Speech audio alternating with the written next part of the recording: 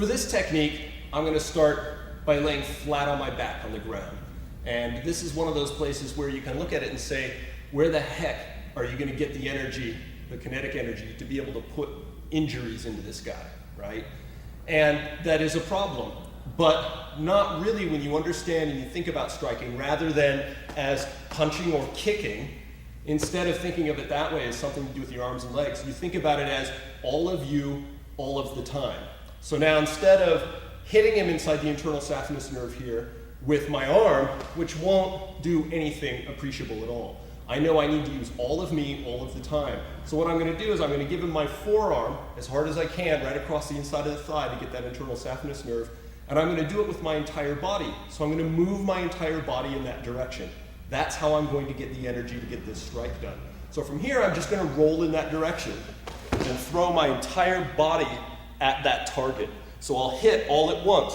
I'm really only using my arm strength to lock my structure down so that when this forearm hits, it's attached to the rest of my body like a steel pipe rather than just trying to hit him with my arm.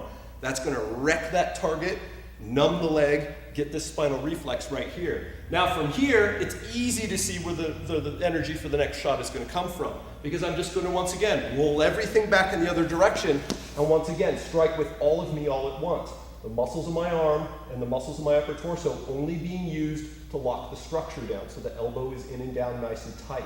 So when I hit him with all of me all at once. Now from here, I want to break the ankle, and I'm going to get the energy to do that strike by once again just simply continuing with this rotation, because now that my body is up on this side, I can now drop it down. Even though this is a very small drop, 6 to 8 inches really, that's going to be more than enough if I know where to put it and how to apply that energy. In this case, it's going to be my hip just above his ankle joint with my entire body weight rolling onto that to snap that ankle.